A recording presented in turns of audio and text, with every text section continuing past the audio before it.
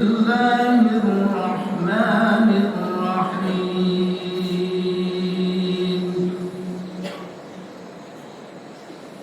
إن أحسنتم لأنفسكم وإن أسأتم فلها فإذا جاء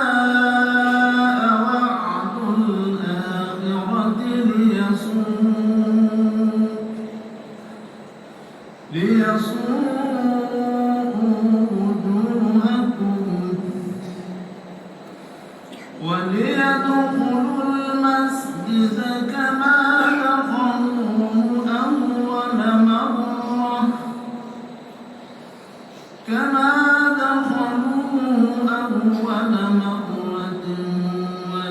وليتبروا ما علوا تتبيرا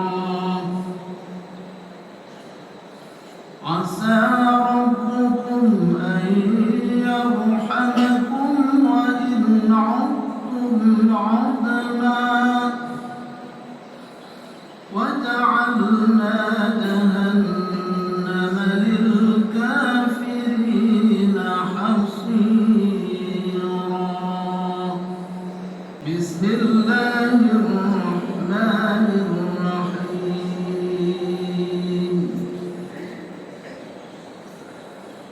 إن هذا القرآن يهدي للتي هي أقوم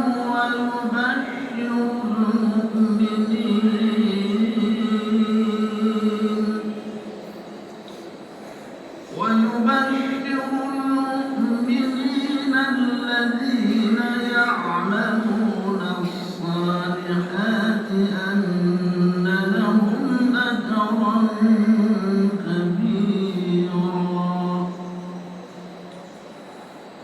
وأن الذين لا يؤمنون بالآخرة أعتدنا لهم عذابا أليما ويدعو الإنسان بالشر دعاءه بالخير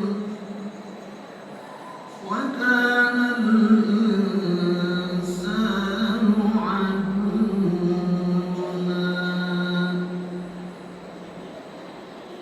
الله